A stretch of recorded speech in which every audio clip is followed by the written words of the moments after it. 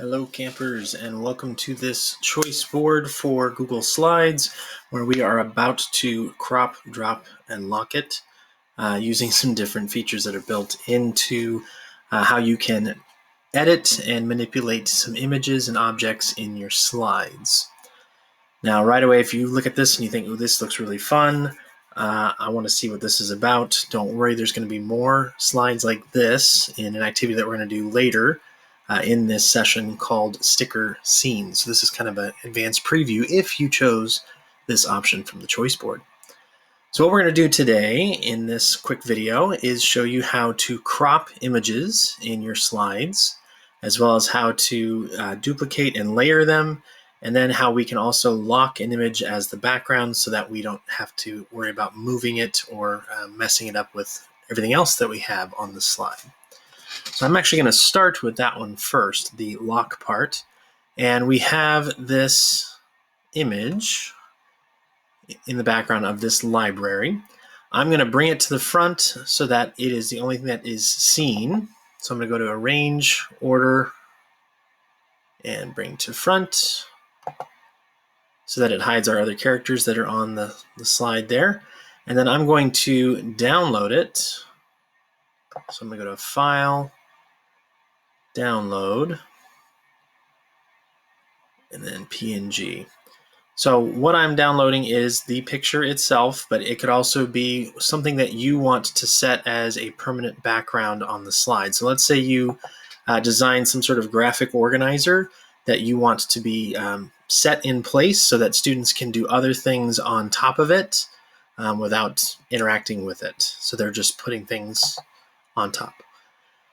All right, so now I've downloaded the slide, just the picture by itself, and now I'm going to set it as the background of the slide. So how do I do that? I'm going to deselect everything by just clicking out in the gray space, not on any of our characters here, and you'll see that a background option now appears up in the toolbox or toolbar.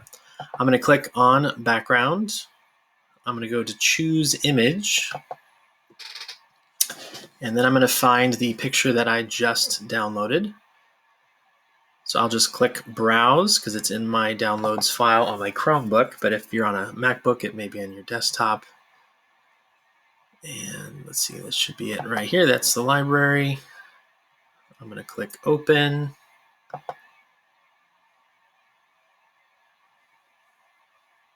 Okay. And then when I click Done, and if I click on the image, it's still the image that we had brought to the front. But when I now delete it, and I click on the other one, or I try to, you'll notice I can't actually click on it because it is now permanently part of the background.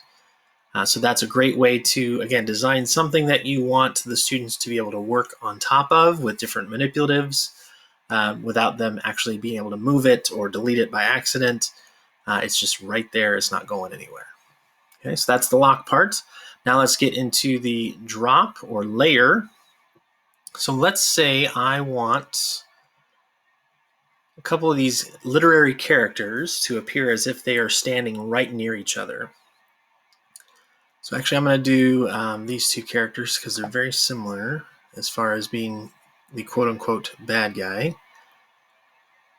So I've got the Grinch here, and I've got the not-so-big bad wolf. We're going to make him a little bigger, though. We're going to resize him from the corner. I'm not sure. He looks pretty lanky, so he may be taller than the Grinch. We don't know. We've never seen them side by side until now. Okay.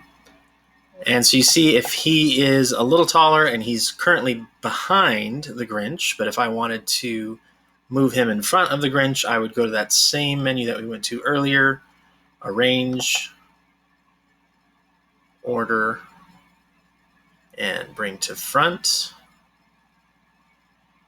Oops. We'll see how that looks. Now, obviously, that doesn't look right because he's actually higher up in the picture than the Grinch. So it makes more sense for him to be standing behind the Grinch. So now I'm going to do something different. I'm going to go to Arrange, Order, And now I'm going to send him to the back. And because my picture is now set as the background of the frame, I can't actually put any of these characters behind the picture because it is the slide at this point. Okay. All right, so and then I can also kind of nudge them around a little bit if I need to by holding down Shift and using the arrow keys on my keyboard. I can just ever so gently nudge him. If I let go of Shift and hit, he'll make a little bit bigger hops. But now it looks like he's kind of standing behind the Grinch. So that leads us to our last part, or actually our first in the pop, what was it? In crop, drop, and lock. Can't even remember my own titles here.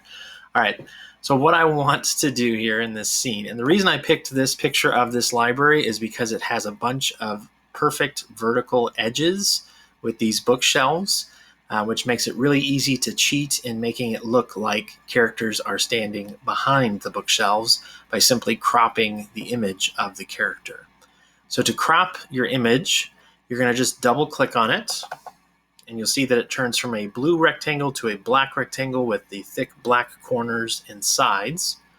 So I'm going to come into the side here, and it's a thicker little black rectangle. I'm waiting for my arrow to become that two-sided arrow, and I'm going to click, hold, and drag, and you see I've got this nice white guiding line.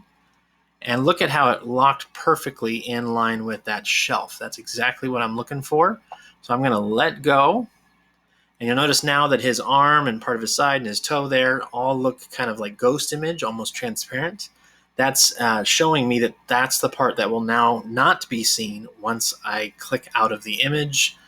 And that's what it'll be cropped. So if I click out into the white space here, you'll see that now when I deselect him altogether, it looks like he's standing behind the shelf. Now, I do have a drop shadow on him, so you'll see it does look a little like he's merged with the shelf. So I may just select him, use the Shift and arrow key to nudge him just slightly. Maybe one more will do it. And now it should look, oh, see, I got a little bit of a gap there, so I'm going to do a nudge back the other way. Sorry, perfectionist in me here. One more nudge. Okay, now I deselect. And now it looks like he is standing behind the shelf, and then we've got the wolf standing behind him. So this is the kind of fun stuff that I'm going to be showing you in some of the tutorials in our sticker scenes template.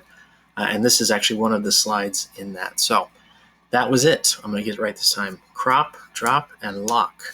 Thanks for joining us on this choice board for Google Slides.